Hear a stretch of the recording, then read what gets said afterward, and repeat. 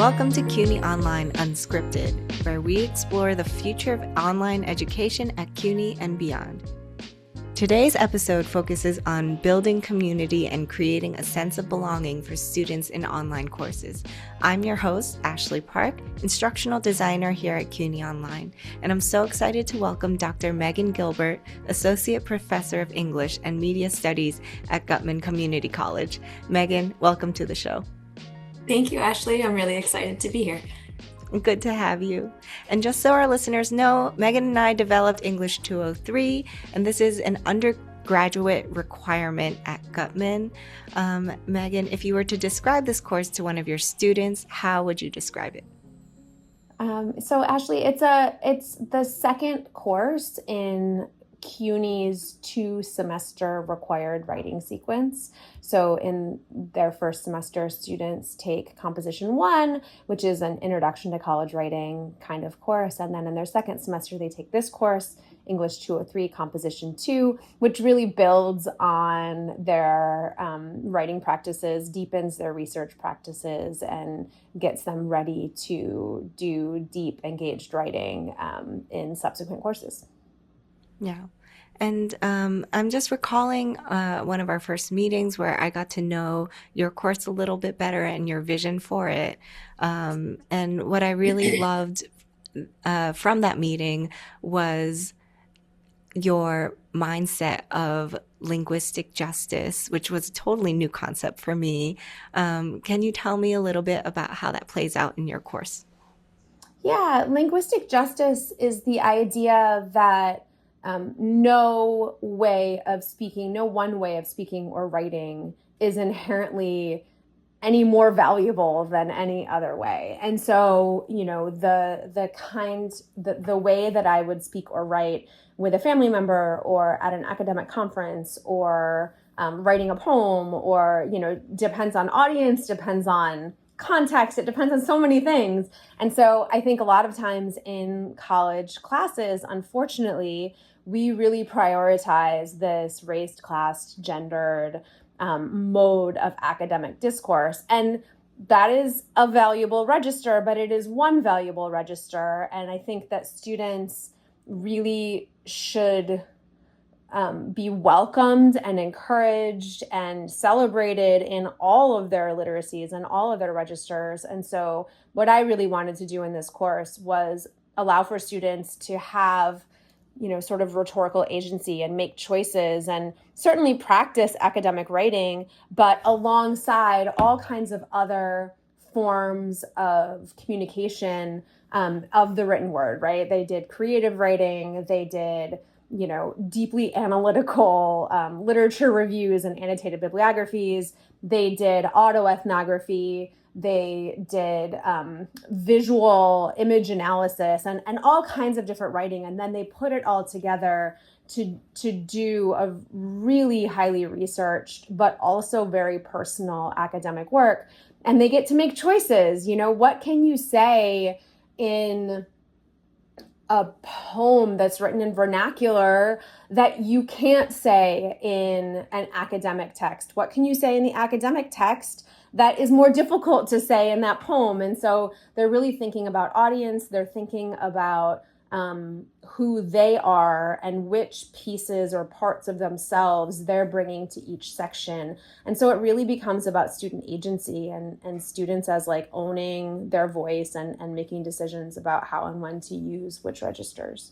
Yeah. And,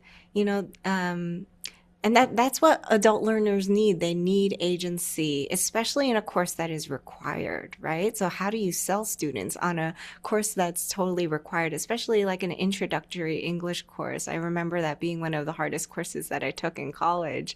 Can you tell me a little bit about how you built that into the course? What are the features of it? Well, yeah, they have agency, right? Our students have agency. It's our job not to take it away and not to silence them and ask them to conform or adhere to a very particular prescriptive kind of textual output. I think it limits their thinking. I think it limits, quite honestly, their intellect, the kind of really smart ideas that they can bring to their writing. And so we did a couple of things that I thought really created space for community and vulnerability, right? Because if you don't trust each other, then it's really hard to bring your whole, real, vulnerable self into a writing space. People feel very protective of their writing, and I get it. I do too. I always make a point to share some of my writing with students, and it always is scary. You know, I have published books. I have a PhD in this thing, and it's still really vulnerable. And so, you know, if we're asking students to do this, to have agency and to bring their whole selves, their whole written selves into a space, then what we need to do is create safety around that. And so a couple of things that we did that have just really worked well. I think we created writing circles. So rather than posting to a class-wide discussion board, students were randomly placed into 5 or 6 person writing circles. And so they only saw the discussion posts of their writing circle, and they likewise were only responding to the discussion posts of their writing circle. That created a lot more community, a tighter knit group. I know that students, 2-3 semesters ago that were in a writing circle, that I'm still in touch with, these students are still study partners. They're still interacting. And, if someone is coming to campus, one of my online students is texting, I'm coming to campus and I'm meeting Stephanie. And, that's someone that was in their writing circle. So I think it definitely creates a really cool space.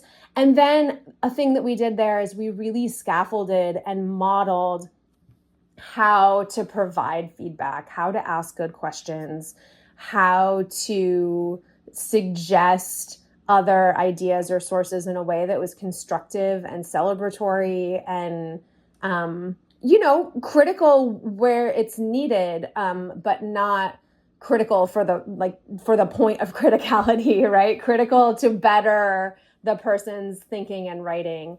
And then the other space that I was really proud of, Ashley, is, we created these journals, which students were reflecting on, just really looking at their own practices as readers and writers and thinkers, and being intentional and thinking about what's working and what's not, and having goals. But what we did was we made an optional Padlet share space. And so students would write in their journals. It was very, very low stakes. If you submitted a journal, you were getting full credit, and you were receiving private feedback from me about your ideas. I was mostly a cheerleader in that space. I was also offering suggestions, hey, you might want to try, if you're really struggling with time management, what about blocking out an hour by hour schedule? What about if you're struggling with inspiration? What about trying writing for 10 minutes at a time and, then taking a break? So I would make practical suggestions, but then we said, hey, this isn't required at all, but if you feel like you want to share, go ahead and click into our class Padlet, and there's a board for, you can anonymously share your practices or your goals or your progress. And Ashley, as we've talked about, the students are so cool and quirky and weird in that space. Nearly all of them are joining and posting in the Padlet. It's often not anonymous. They're including their names. I'm also in the Padlet posting my practices. We're adding GIFs. We are supporting each other. And it's just a really cool class-wide space then that is certainly intellectual, because they're thinking about their writing and reading practices, and they're thinking and brainstorming and what works. And, but it's not graded. It's very informal, and it's fun and funny, people are being weirdos and in a really cool way and being their whole selves. Right. And, when I heard you tell me that, I was so surprised and so excited because when I'm developing these courses with professors, sometimes it's like being a joke writer for a comedian, but I don't get to hear if the joke lands. Right? I don't know if the audience thought it was funny or not. Mhm. I have no idea if we set up this optional Padlet, whether students are actually going to post. But I think that's the tension of creating an asynchronous course is you have to hand over the reins to the students and trust the students, and see what works and really experiment.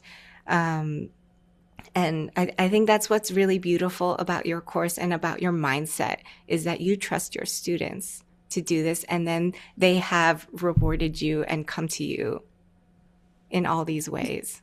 Yeah, they're trustworthy, right? Our students, CUNY students are the best students.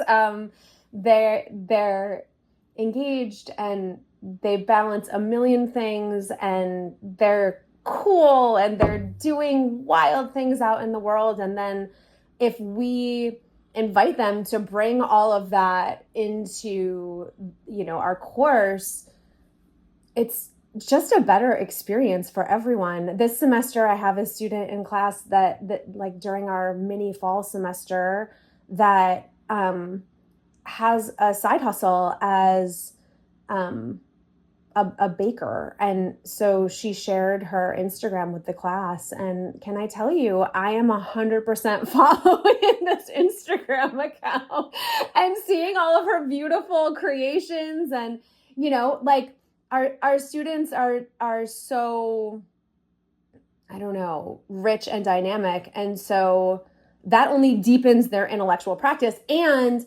deepens the rigor and the inquiry level of the class. So to me, why not give them the reins? Like, I don't want the reins. I think that they're very equipped to take these ideas and run with them. And so it's my job to give them these ideas or to open space for them to grab these ideas. Like, I'm not giving them anything. You and I created this digital space and said, here you go. Like, this is available to you.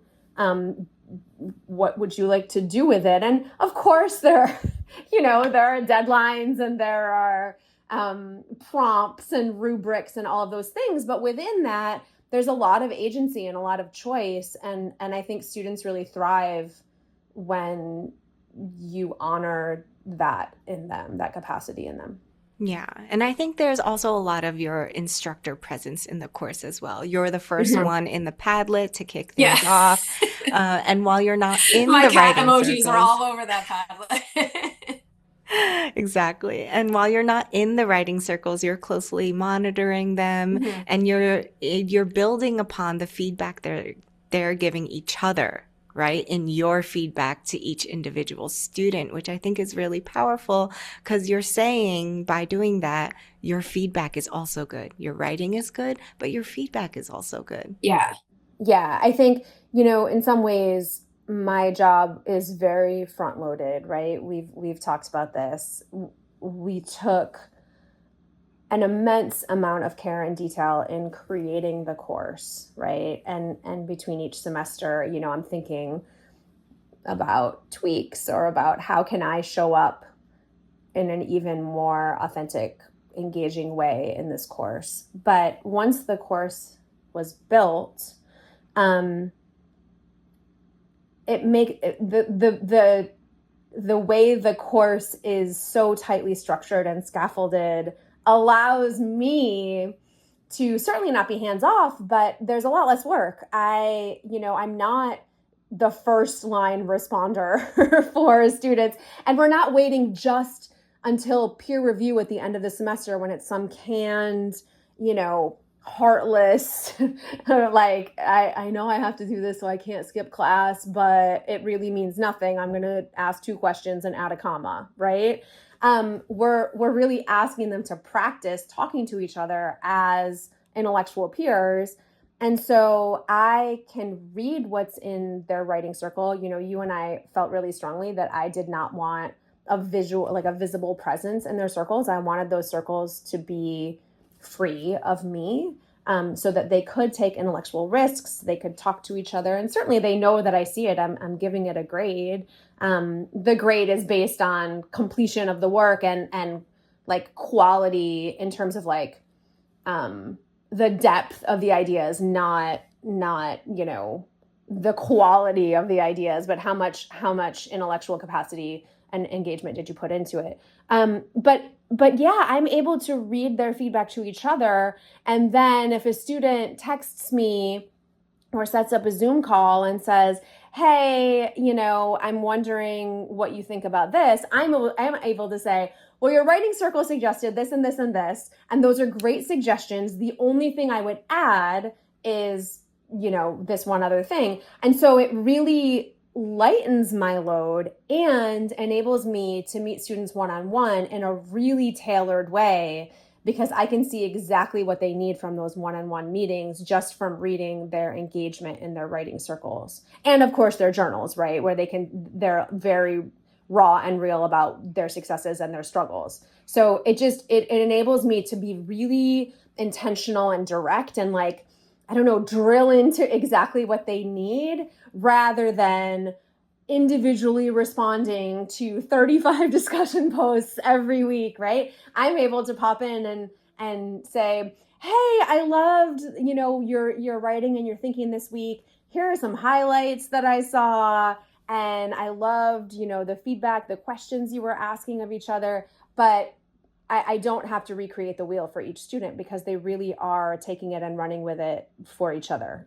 Yes, I totally agree with everything you're saying. And what I really loved about designing this course with you is that we didn't design it in a linear fashion where students complete a series of activities and then they're done with the course. It really felt like we were designing it more of as an onion, a course with layers, and these layers, they build on each other and connect with each other, and you're building up the students, all to lead to the second half of the course, which is more of a workshop where they're working together on their autoethnography projects. And then can you tell me a little bit about what you've noticed about the student work in this course compared to those in your other courses? Yeah, it's starkly different. And specifically in my online courses, because we've talked about, I'm actually teaching mostly online courses. This has been such a rich experience for me that I want to really do a lot of it. And so in my online courses that are structured differently or not structured in this way, we have some of the really typical online issues. I have to sort of weed out AI use, and I have to think with students about deadlines and, hey, you're really behind, do you think you have time to catch up? And I just don't see that in this course. In fact, I've had students take my Composition 1 course and do fine, and then step into this course. And, I say to them, look, it's a really different beast. It's going to ask a lot of you, but it's going to offer you a lot of support. And I know that you're ready for it. What do you think? And they sign up for this course, and their work is just like astronomically richer. And, they go from typing 100-word discussion posts to 400-word discussion posts. I mean, they're just writing exponentially more, and all of it is authentically theirs. And, they're proud of their work and they're praising each other's work. And it's just a very different experience. It's super rewarding for me because I get to read and engage with these brilliant humans that, I knew were there, but maybe in the previous course, we didn't engage as deeply with each other. They didn't engage, as deeply with each other's work as well. And so they step into this course, and it's just really rewarding to see, like, not only what they're capable of, but how willing they are to push themselves, and what a jump it is in terms of their critical thinking and, their writing. Honestly, the quality, but also just the amount. I mean, they just keep they keep doing more and more and just really surprising me and enriching the course and each other's ideas.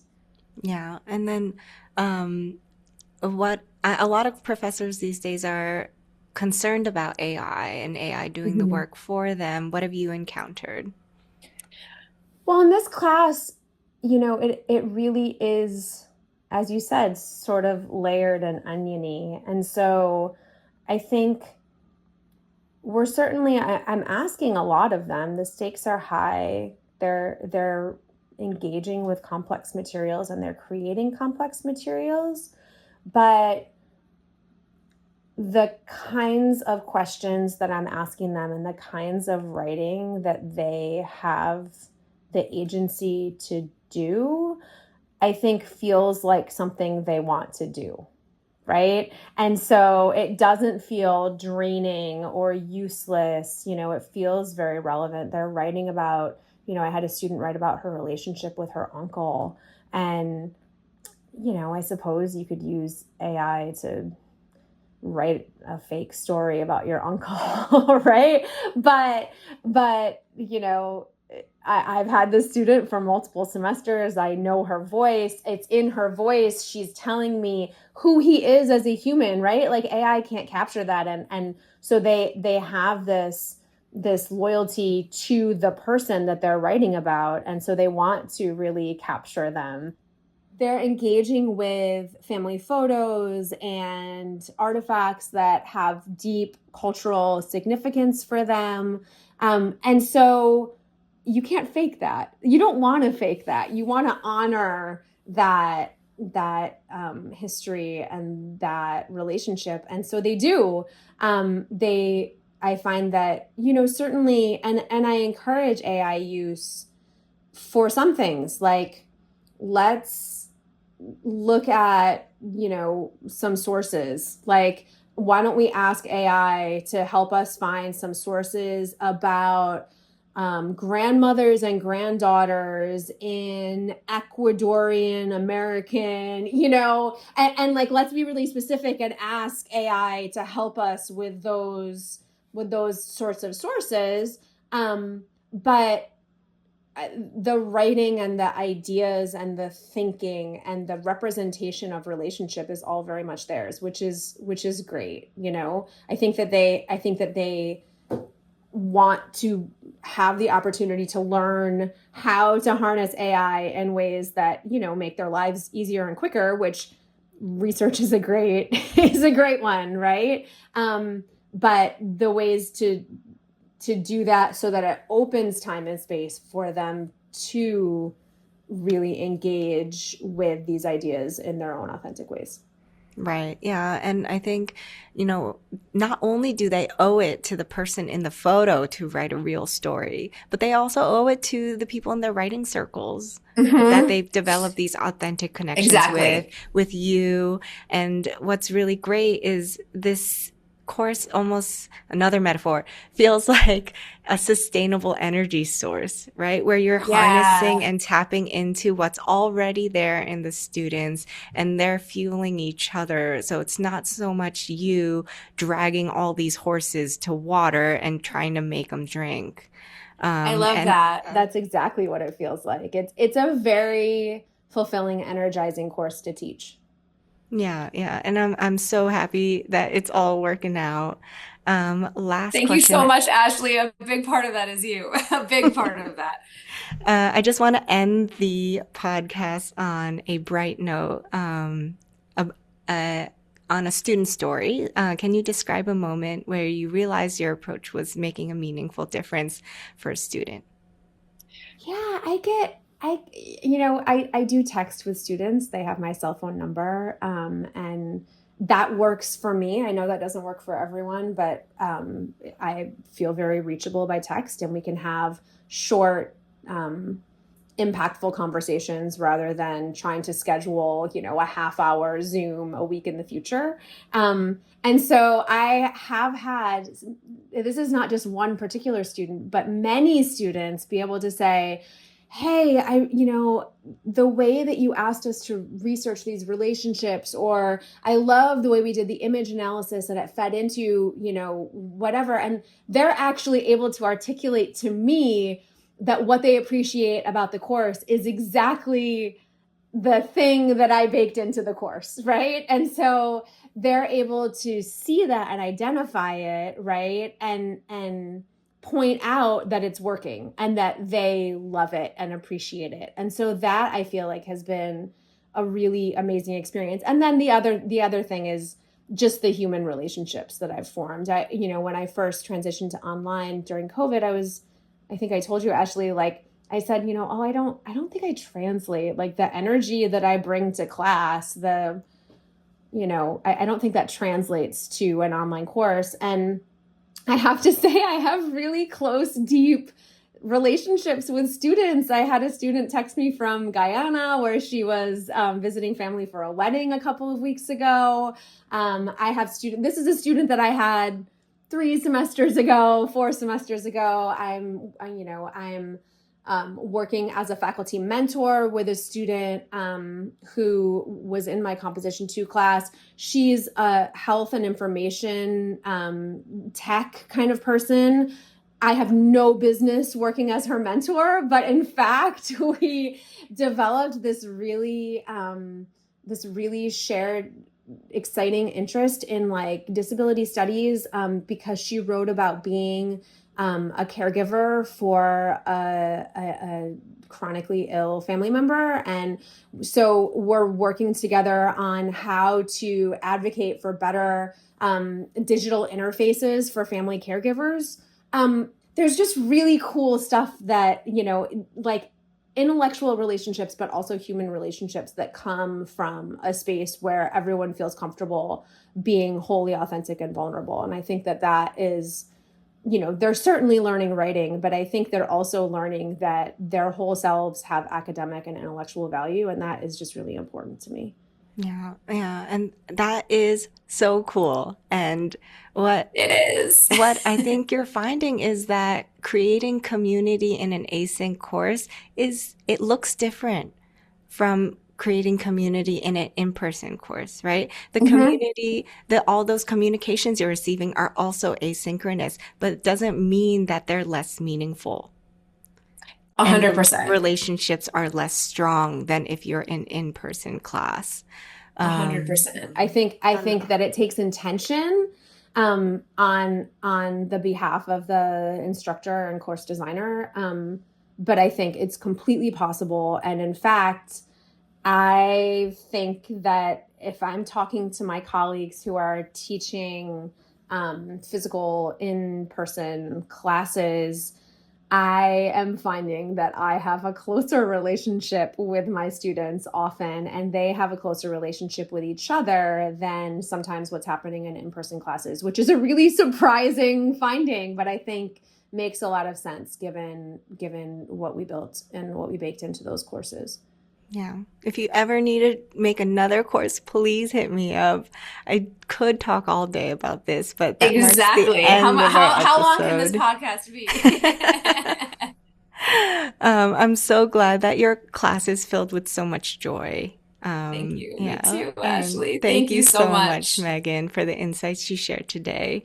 And thanks for your contribution to enhance online learning at CUNY.